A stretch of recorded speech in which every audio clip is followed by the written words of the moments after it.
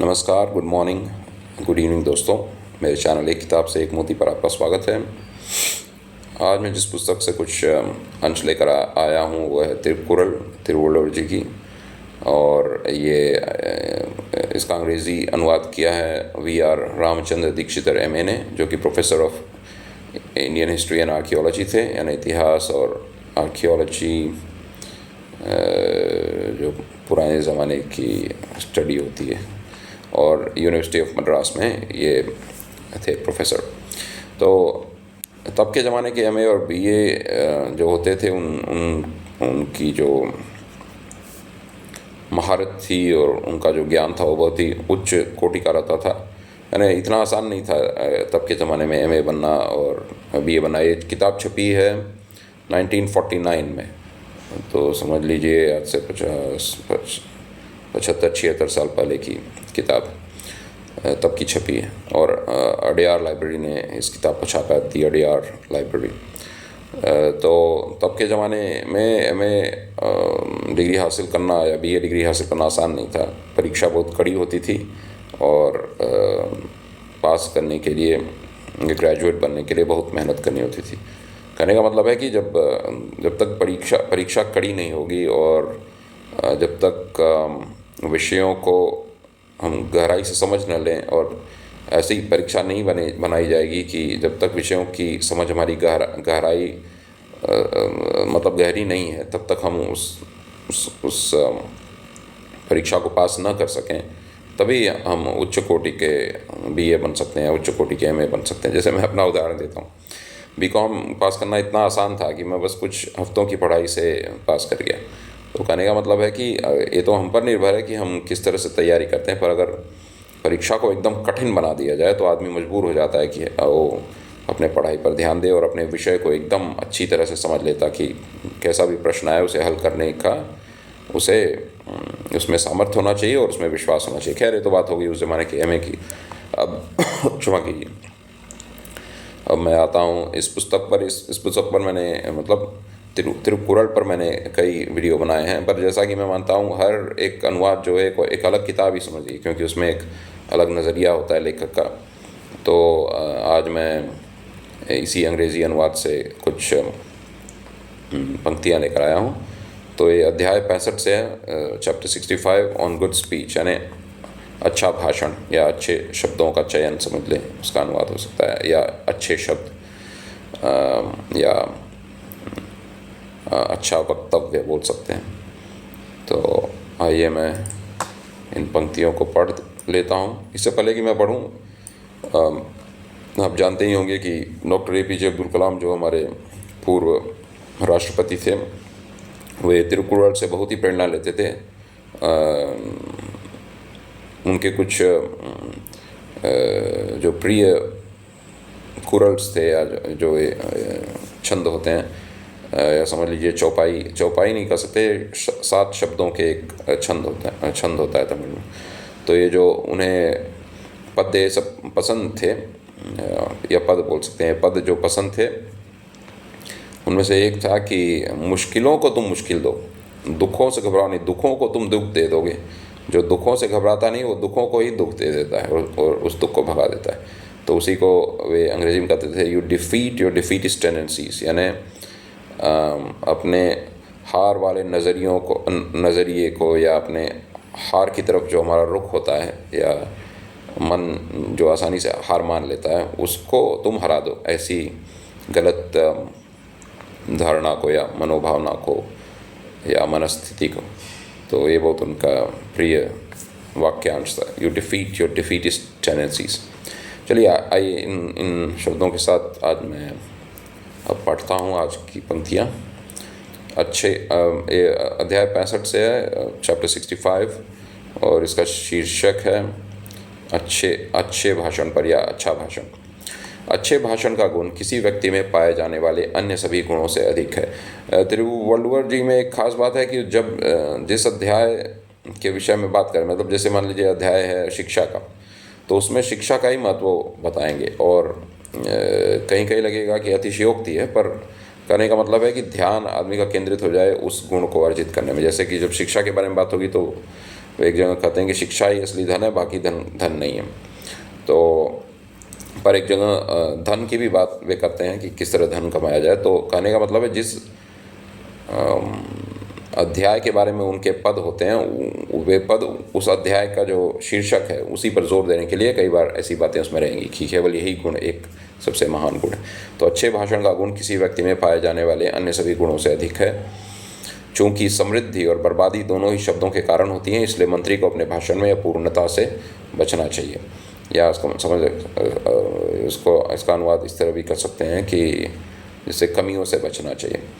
तो शब्दों में समृद्धि और बर्बादी दोनों है, तो हमारी भी बर्बादी हो सकती है गलत शब्दों के चयन से। आप देखे ही होंगे कई लोग यूट्यूब पर या मीडिया में या न्यूज़ चैनलों पर ऐसी बातें बोल जाते हैं, फिर बाद में उसी कारण उन्हें इस्तीफ़ा देना पड़ता है या फिर या तो माफ़ी मांगनी पड़ती है, फिर उन्हें ग्लानि होती है कि हमने एक शब्द क्यों यूज़ किया। तो उसी में समृद्धि भी हो जाती है। कई लोग जो अच्छा बोलते हैं वे समृद्ध हो जाते हैं, जीवन में बहुत आगे बढ़ते हैं। अब कुछ उदाहरण मैं आपको देता हूँ। जैसे तो आप देखेंगे तो जैसे आजकल के ज़माने में कई लोग जो अपने विचारों को अच्छे से रखते हैं और यूट्यूब पे बहुत धन कमाते हैं और खूब आगे बढ़ रहे हैं। और ऐसे ही मैं कुछ उदाहरण अभी सोच रहा हूँ। तो आप देखेंगे जैसे जिम रो, वो केवल शब्दों के बल पर खुद भी आगे बढ़े और कई लोगों को आगे बढ़ाए, क्योंकि जो ज्ञान उनके पास था ऐसा कई लोगों के पास होगा ऐसा ज्ञान, पर इतनी बढ़िया से वो व्यक्त करते थे कि एक वाक्य में या कुछ पंक्तियों में या कुछ वाक्यांश जो उनके होते हैं उनमें ही वे जीवन में आगे बढ़ने के नियम बड़ी सरलता से समझा देते थे। तो जैसे कि मैं कुछ कोशिश करता हूँ उनके कुछ जो अंग्रेज़ी में वाक्य हैं उनका कुछ हिंदी में अनुवाद करूँ। जैसे एक है कि अंग्रेज़ी में है your goals determine your bank balance, यानी आपके लक्ष्य ये निर्धारित करते हैं कि आपका बैंक बैलेंस कितना है। तो आदमी जब ये बात सुनेगा तो शुरुआत में तो चकित हो जाएगा, फिर वो अपने बैंक बैलेंस की ओर नज़र डालेगा। अगर बैंक बैलेंस कम है तो फिर इनकी बात सही उनको लगेगा कि अगर लक्ष्य नहीं है आपके पास तो आपका बैंक बैलेंस कम हो जाएगा। तो ये देखते ही अगर मेरा बैंक बैलेंस जैसे कम रहता है तो मैं फिर सोचता हूँ क्या कमी है, तो इनकी बात पर ध्यान जाएगा, अरे शायद मेरे जीवन में लक्ष्य नहीं है, ऊँचे लक्ष्य नहीं है, तो तुरंत मैं लक्ष्य पर काम करने लगूंगा। ऐसी कई बातें उनकी इस पर मैंने एक वीडियो बनाया था। उनकी एक किताब है बहुत बढ़िया, उनकी मुझे लगता है सबसे बढ़िया किताब है या सबसे प्रसिद्ध किताब भी, 7 strategies for wealth and happiness, यानी दौलत और खुशी की 7 रणनीतियाँ। तो अगर आपको देखना है कि शब्दों से कैसे समृद्धि पाई जा सकती है तो आप उनकी किताबें पढ़िए और उनके व्याख्यान भी सुनिए यूट्यूब पर। तीसरा पद, मंत्री को ऐसे शब्दों का प्रयोग करना चाहिए जो सहमत और असहमत लोगों को स्वीकृति को मजबूत करने का प्रभाव डालें। तो जो सहमत हैं उनकी स्वीकृति को मजबूत करें, ऐसी हम वाणी का इस्तेमाल करें, और जो हमसे असहमत हैं हम उन्हें सहमति की ओर झुकाएं, या मतलब हम उनसे ऐसी बातें करें कि वे हमसे सहमत हो जाएं। तो कुछ उदाहरण मैं देता हूँ। जैसे कि आप अगर लिंकन के बारे में जानते हैं, अब्राहम लिंकन, जो इब्राहिम लिंकन अंग्रेजी में बोलते हैं, वे राष्ट्रपति थे अमेरिका के। तो सिविल वॉर या गृह युद्ध जब वहाँ हो रहा था तो अमेरिका में, तो उनका गेटिसबर्ग एड्रेस आज भी जाना जाता है। तो जो बातें उन्होंने गेटिसबर्ग एड्रेस में कही, उनके सुनने वाले पहले से उनसे सहमत थे उन बातों से, पर जब उन्होंने वो भाषण दिया तो उसका असर यही हुआ कि जिन बातों में उनका विश्वास था उन बातों में विश्वास उनका और मजबूत हो गया, जैसे रीइंफोर्स अंग्रेजी में कहा जाता है। यानी उन जिन बातों पर उनका यकीन था वो यकीन और भी दृढ़ हो गया और भी मजबूत हो गया। तो ये होती है भाषण की कला। और जो उनके विरोध में रहे उनको भी आप अपनी तरफ खींच लें। तो इसका उदाहरण होगा, अब इसका एक कोई उदाहरण तो मुझे इतिहास से ध्यान में नहीं आ रहा है। कोशिश करूँगा कि जैसे हम वीडियो में आगे बढ़ते हैं इसका कुछ उदाहरण हम सोचें कि कोई असहमत इतिहास में जिसके बारे में हम जानते हो कि कोई असहमत रहा हो और उसे सहमत कर लिया। हाँ, सुकरात या सोक्रेटिस के बारे में कहा जाता है। जैसे उनकी एक कला थी कि जैसे जो उनके विरोधी थे तो उनसे बात करते हुए ऐसे उनसे प्रश्न करते थे कि उन्हें हाँ का जवाब देना पड़ता था, और उसी हाँ के जवाब से वो जो असहमत रहता था उससे भी वो सहमति पा जाते थे। सहमति मतलब उनसे पा जाते थे, उन्हें सहमत कर लेते थे अपने विचार पर। यह विचार से बेंजामिन फ्रैंकलिन भी थे अमेरिका के, जिनकी आत्मकथा बहुत प्रसिद्ध है, जिन पर मैंने एक वीडियो भी बनाया उनकी आत्मकथा पर।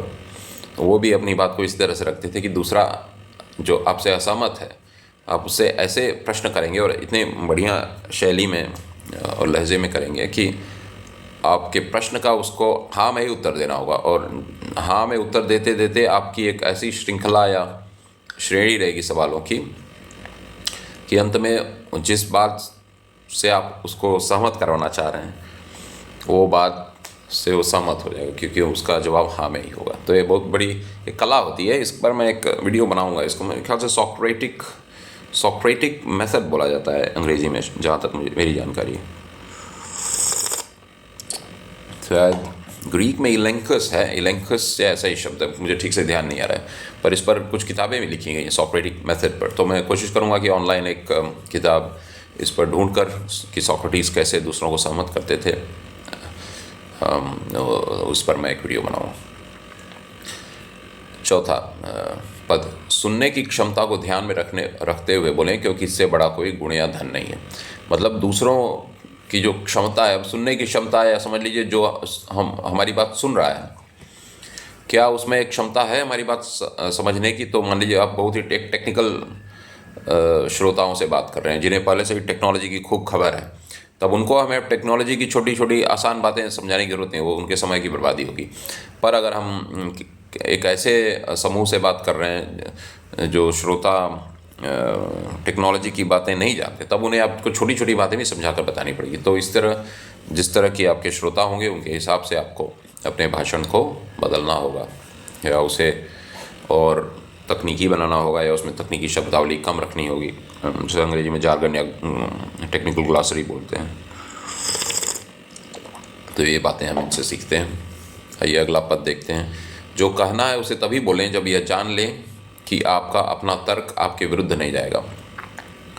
तो हम कुछ ऐसी बातें नहीं बोलें जो कि जिससे लगे कि हम जो कह रहे हैं उसमें कुछ द्वंद्व है, यानी हमारी बात को जो काट रहा है। तो इसलिए तर्कशास्त्र को सीखें। तर्कशास्त्र भी एक बहुत ही विकसित शास्त्र है। इस पर अंग्रेज़ी में भी तर्कशास्त्र की किताबें लिखी गई हैं। भारत में भी एक तर्कशास्त्र की परंपरा रही है। जहाँ तक मेरी जानकारी है, जो मैंने तर्कशास्त्र की कुछ किताबें पढ़ी थी अपने कॉलेज के ज़माने में भी, और अभी भी कभी कभी पढ़ता रहता हूँ, तो तर्कशास्त्र का एकदम विस्तृत अध्ययन 2 ही देशों में हुआ था, एक भारत में और एक ग्रीस में, यूनान में। तो यूनान के तो बहुत प्रसिद्ध हैं अरिस्टो, जिन्होंने एक तर्कशास्त्र की पूरी प्रणाली बनाई थी। और गणित में यूक्लिड बहुत ही प्रसिद्ध है, उनकी एलिमेंट्स तो एक समझ लीजिए आपको सिखाती है कि कैसे तर्क अपना विकसित कर सकते हैं हम गणित से, या गणित में जो चीज़ों को सत्य आपको सिद्ध करना होता है, तो आप एक एक कदम बढ़ाते हैं अपने तर्क से, और फिर आखिर में आप सिद्ध कर देते हैं जो बात आपको सिद्ध करनी है, पूरे तर्क के साथ। उसमें कोई जंप नहीं होता है, यानी मतलब उसमें कुछ हम एक बात से जब दूसरा कदम उठाते हैं तो ऐसा कुछ नहीं, ऐसा कदम नहीं उठाते कि जैसे लगे छलांग मार लिया हमने। जिस तर्क की छलांग मारने के लिए हमारे पास सामग्री नहीं थी, तो आपको पूरी सामग्री रखनी पड़ेगी श्रोता के सामने। फिर आपको पूरा तर्क की जो प्रक्रिया उन्हें समझानी होगी। देखिए, एक सत्य से हम कैसे दूसरे सत्य को निकाल रहे हैं, और कुछ पहले ही जो हमने सिद्ध कर लिया उसका भी प्रयोग करेंगे आप तर्क करने में। तो इस पर मैं एक वीडियो बनाऊंगा। गणित का जो यूनान का जो गणित का शास्त्र था इतना विकसित क्यों था, और हम अपने जीवन में उसे कैसे लागू कर सकते हैं। तो यूक्लिड के एलिमेंट्स पर मैं एक हिंदी, तमिल और अंग्रेज़ी वीडियो बनाऊंगा। और हमारे भारत में भी तर्कशास्त्र बहुत विकसित था, गणित भी विकसित थी और तर्कशास्त्र भी विकसित था। तो जैसे अन्नम भट्ट की मेरे ख्याल से एक तर्कशास्त्र की किताब मैं कॉलेज में पढ़ा था, और जो नव्य न्याय एक तर्कशास्त्र की प्रक्रिया है हमारे देश की, उस पर भी आप चाहें तो कुछ किताबें पढ़ें। उसमें समझाया जाता है कि कैसे तर्क किया जाता है और कैसे अपनी बातों को रखा जाए कि उसमें हम तर्क से सत्य को सिद्ध करें। अगले पद की ओर बढ़ते हैं। एक अच्छा मंत्री प्रेरक भाषण से श्रोता का अनुमोदन प्राप्त करता है। तो आप भाषण ऐसा दें कि वो प्रेरणादायक हो और आपको अपने श्रोताओं का अनुमोदन प्राप्त हो। उससे तर्कपूर्ण और मृदु भाषण लोगों को अपने पक्ष में ला सकते हैं। तर्क की हमने बात की, तो तर्क बहुत ज़रूरी है कि आप अपने विचारों को ऐसे व्यवस्थित करके रखें कि आदमी को देखते ही या सुनते ही लग जाए कि ये जो बात हम कर रहे हैं सही है, क्योंकि उसके पीछे तर्क है, उसके पीछे कुछ ऐसी बातें हैं जो हमें माननी होंगी। अगर हमने कुछ बातें मानी हैं तो हमें कुछ और बातें माननी होगी। तर्क इसी तरह काम करता है। इफ़ देन, अगर ये सत्य है तो ये भी सत्य है। तो आप तर्क पूर्ण बातें कीजिए और मृदु भाषण से, मतलब ये नहीं कि कठोर तरीके से भी किया जा सकता है। तब तर्कशास्त्र पर हमारा जो इमोशन है, जो हमारी भावनाएं, वे हावी हो जाएंगी और हम उस बात को नहीं मानेंगे।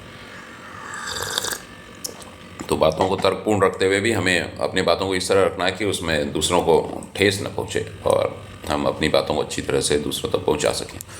जो लोग कुछ शब्द भी ठीक से नहीं बोल पाते, वे बहुत कुछ बोलने की इच्छा प्रकट करते हैं। ये कहने का यहाँ उनका आशय ये है कि अगर आप बोलने की ज़्यादा इच्छा रखते हैं तो पहले अपने आप को, मतलब अपने शब्द भंडार को विकसित कीजिए और अपनी जो बोलने की कला है उसको विकसित कीजिए। ये तो बोलते बोलते भी विकसित होता है। तो इसलिए आप क्या कर सकते हैं, जैसे मेरे पास एक इसकी तकनीक है जो मैं अभी भी इस्तेमाल कर रहा हूँ, क्योंकि अपने भाषण कला मुझे सुधारनी है। या तो आप शीशे के सामने बोलने का अभ्यास कीजिए, या तो सबसे बढ़िया तरीका है एक यूट्यूब चैनल खोल लीजिए और अपने विचारों को व्यक्त कीजिए। अब चैनल यूट्यूब के ज़रूरी नहीं है सार्वजनिक किए जाएँ, मतलब हर उसमें जो वीडियो बनाते हैं तो आप एक वीडियो बनाइए, उसको प्राइवेट रख दीजिए। तो अब कई साल बाद जब आप देखेंगे अपने वीडियोस को, तो आप देख पाएंगे कितना फ़र्क आ गया है आप में। और अपने वीडियो को भी चला के देखिए कि क्या कमी है, क्या आपकी जो शब्दों का चयन है वो ठीक है, क्या आपके जो बॉडी लैंग्वेज है वो सही है, क्या लोगों को आपको समझने में आसानी होगी कि कठिनाई होगी। ये सब बातों पर आप विचार कर सकते हैं। ये आखिरी पद पर आते हैं, जो कि बहुत मुख्य है इस वीडियो का मुख्य पद है। जो लोग सीखी हुई बातों को ठीक से नहीं समझा पाते, वे खुली हुई पंखुड़ियों वाले गंधहीन फूलों के समान होते हैं। तो फूल जो है वो अपनी सुगंध फैलाए तभी तो फूल होने का उसका जो मकसद है वो सिद्ध होता है, या तभी तो उसका लक्ष्य पूर्ण होता है जीवन में फूल के। तो इसी तरह जो इसने बहुत कुछ ज्ञान प्राप्त किया है, तो उसको तो इस तरह प्रस्तुत करना चाहिए अपने ज्ञान को कि दूसरे भी उससे लाभ पाएँ। ज्ञान का मकसद अक्सर यही होता है, केवल अपने जीवन को बदलना ही नहीं। जब हम ज्ञान प्राप्त करते हैं तो हमें उस बात को दूसरों तक भी पहुंचा देने की क्षमता होनी चाहिए, क्योंकि जैसे हम दूसरों से सीखते हैं, या तो हम उन्हें सुनकर सीखते हैं, उनकी किताबें पढ़कर सीखते हैं, उनके यूट्यूब चैनल सुनकर सीखते हैं, तो उन्होंने भी तो ज्ञान हासिल किया, फिर उन्होंने एक अपने में अंदर कला विकसित की अपने बातों को अच्छी तरह दूसरों तक पहुँचाने की। तो आप भी क्यों नहीं ऐसा कर सकते हैं? क्षमा कीजिए, जो एक आदमी कर सकता है वो दूसरा भी कर सकता है। एक सिद्धांत है और ये सच है। तो ऐसा हो ही नहीं सकता कि कई बार लोग ऐसी अतिशयोक्ति करते हैं, मैंने सुना है कि ये तो ऐसे हैं कि हम तो कभी ऐसा बन नहीं सकते, उन्होंने कितनी पढ़ाई की हो। कुछ यूट्यूब कमेंट्स में देखता हूँ, कुछ लोग जो यूट्यूब में प्रसिद्ध हैं, तो कुछ कमेंट्स ऐसे आते हैं, कितना समय इन्होंने बिताया होगा, कितनी रातों को ये जाग कर पढ़ाई किए होंगे। अरे मैं कहता हूँ आप खुद भी ये कर सकते हैं, केवल दूसरों की तरफ मुंह बाके देखते मत रहें कि वाह ये तो ऐसा कर सकता है, हम नहीं। जैसे हीरो वर्शिप कहा जाता है, ये बहुत गलत बात है। जो एक आदमी कर सकता है वो दूसरा भी कर सकता है। आप प्रेरणा लीजिए, पर ऐसे सर पर मत चढ़ा दीजिए लोगों की कि हम तो उनके सामने कुछ है नहीं। जाए, ऐसा हो ही नहीं सकता है। हर आदमी में काबिलियत है, हर आदमी में ईश्वर की आत्मा है। गीता में भी यही बात कही है, ईश्वर की आत्मा हर एक जीव के हृदय देश में निवास करती है, या आत्मा करता है। आत्मा पुल्लिंग स्त्रीलिंग दोनों तरह इस्तेमाल होता है, तो आत्मा निवास करता है, आत्मा निवास करती है। तो आप कभी ये नहीं मानिए कि जो कोई दूसरा कर सकता है वो हम नहीं कर सकते। आप भी बिल्कुल ये कर सकते हैं। तो ये आखिर में मैं फिर एक बार कुछ बातें दोहरा दूं तो ये ज़रूरी है कि हम अपने जो बोलने की कला है उसको विकसित करें। तो कुछ बातें हमने इसमें देखी, कुछ जो ज़रूरी बात थी वो मैं ज़रा एक बार दोहरा देता हूँ। वो एक कि आप जिनसे बात कर रहे हैं या जिन श्रोताओं के सामने आप अपने विचार प्रकट कर रहे हैं, तो परखिए कि जो आप कहने जा रहे हैं क्या वे समझ पाएंगे कि नहीं। और दूसरी चीज़ है कि ऐसी बात मत कीजिए कि आपकी बातों में अंतर विरोध हो, कॉन्ट्रडिक्शन हो, जिससे कि आप अपनी बात को काटने लगें। और अपने विचारों को तर्कपूर्ण तरीके से रखिए और मृदु भाषण कीजिए, ताकि लोग आपकी बातों के तर्क को भी माने और आपकी जो भाषण करने की शैली है उससे भी प्रभावित हों। और समृद्धि और बर्बादी दोनों ही शब्दों के कारण होती है।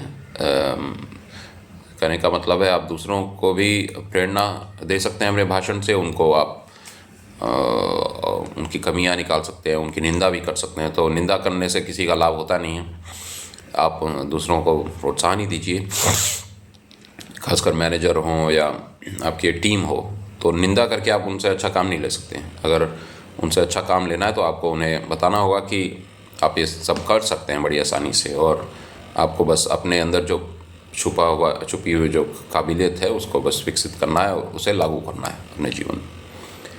और आखिर में हमने बात की कि जैसे पुष्प या फूल होता है तो सुगंध फैलाने से वो दूसरों को भी लाभ पहुंचाता है और उसका भी जीवन सफल होता है। उसी तरह अगर हमने ज्ञान अर्जित किया है तो हमारा जीवन भी तभी सफल होगा जब हम अपने विचारों को अच्छी तरह दूसरों तक पहुंचा सकें। उससे हमारा भी लाभ होगा और दूसरे भी उससे फ़ायदा उठाएंगे। आशा है आपको ये वीडियो पसंद आया होगा। धन्यवाद।